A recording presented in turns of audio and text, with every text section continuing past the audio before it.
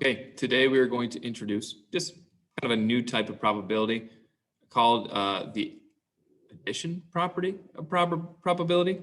Anyways, what that's going to entail is just essentially picking out one word, one keyword that tells you that you're going to be adding. All right, and that keyword here is or. So when I see or from now on, we're going to be thinking especially with with probability. So on a standard six-sided die, find the probability of rolling a 2 or a 4. So when I see or, okay, so if I say probability of, let's say, A or probability of, A or B, let's say, hold on. I want to say, if I want to find the probability of A or B, yep, because we're only doing this one time, right? We're only rolling the die one time. That's why we're not multiplying it. But I have two different ways of being successful, right? I'm introducing actually more successful ways. So if I see the probability of A or B, what I'm going to do is I'm going to split this up and find the probability of A, and I'm going to add to that the probability of B. All right, and some of us can do this in our head and it becomes quite simple. Well, think about a six-sided die. How many sides are on there? Well, 6, right?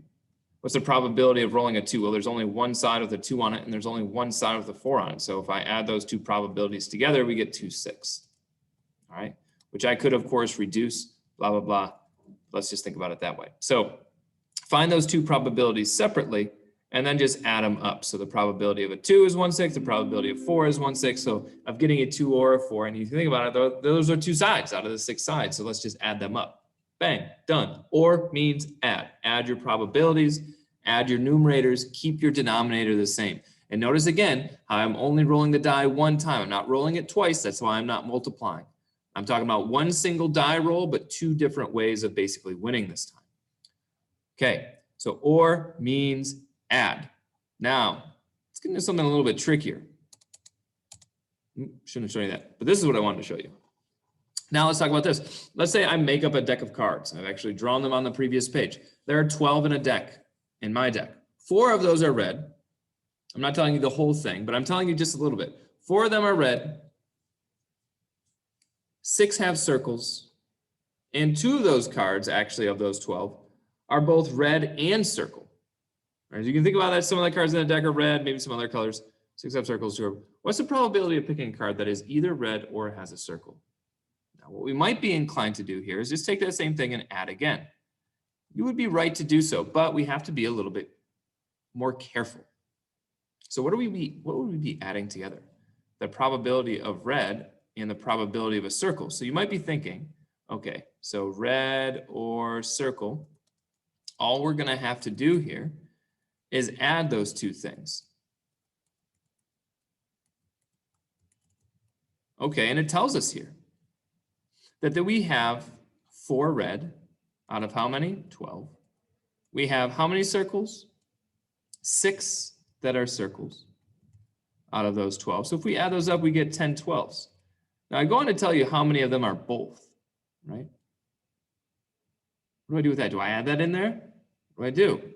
We would think that this is our answer, but in this type of problem, it's actually not. And I'm going to go show you a visual of this problem where I show you all of the cards in the deck. So in here, let's just annotate off to the side to make sure that this prompt follows. I have 4 red. Is that true? Yes. I have 6 circles. You can see all the circles there. Sorry if you're colorblind. And we can see that 2 of them are both red and circles. Okay, so what was the prompt asking me? If we were to shuffle up this desk, what's the probability of picking a red or a circle? Okay, now let's just count them up. Red, red, red, red, circle, circle, circle, circle. Nothing else is either red or circle. I got 6, 7, 8 of them. Out of how many? 12. But what happened on the previous problem when I didn't give you the full deck and we just added the red and the circles, we got 10. How could we get 2 different answers? 8 versus 10. I told you that or means to add, and I still stand by that. So how could that be the case? Well, if you think about this problem here, if you were to count these up separately and count the reds and the circles together, you might be inclined to say, there's 10 of them. But look, we only counted 8. Why? Because there is something in here that is both. And these red circles, we don't want to count them twice. We don't want to count, okay, all the red first, 4 of them, and then all of the circles, 1, 2, 3, 4, 5, 6. That would mean I'm counting these circled ones twice. I don't want to count them twice. I only want to count them once. And so what we do here is we can do this like normal. We can still add these things together. So we can still add, okay, so let's say red or circle is still going to be added together.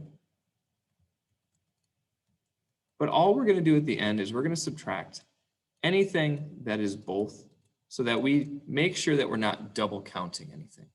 So we can still add in, let's see, 4 red, 6 circles, minus the 2 that are both, because we don't want to double count them.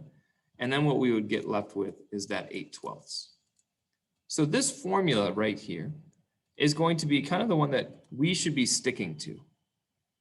Or does in fact mean that we want to add. So you notice that I'm still adding something in here. But notice that this is a special case in which I would actually subtract if I have some kind of thing in here, some kind of successful event that is both of the previous 2. All right, and this is kind of what we talk about with mutual exclusivity.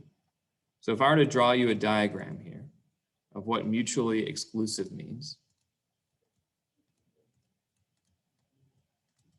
Mutually exclusive would mean there is no overlap. Let's say you've got your reds and you have your circles. There is no way for them to be both. That would be like in a world where you have dogs and you have cats. Those are mutually exclusive. Well, non-mutually exclusive, forgive me for abbreviating here, are going to be any things that kind of have overlap where you could possibly have both characteristics. So let's say,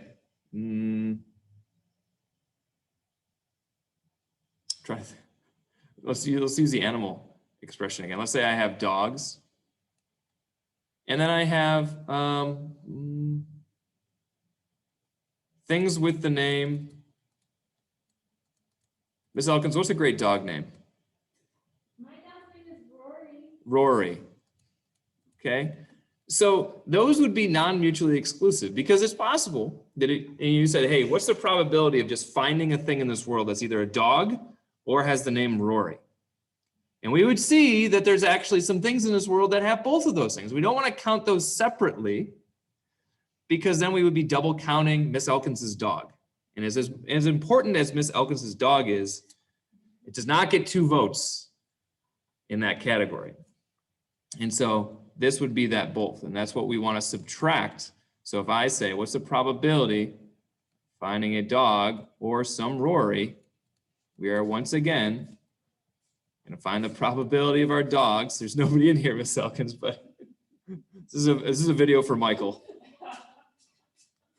And the probability of Rory's, there was Rory. Rory looked magnificent. And then we're going to subtract Elkins' dog, or the ones that are dogs with Rory.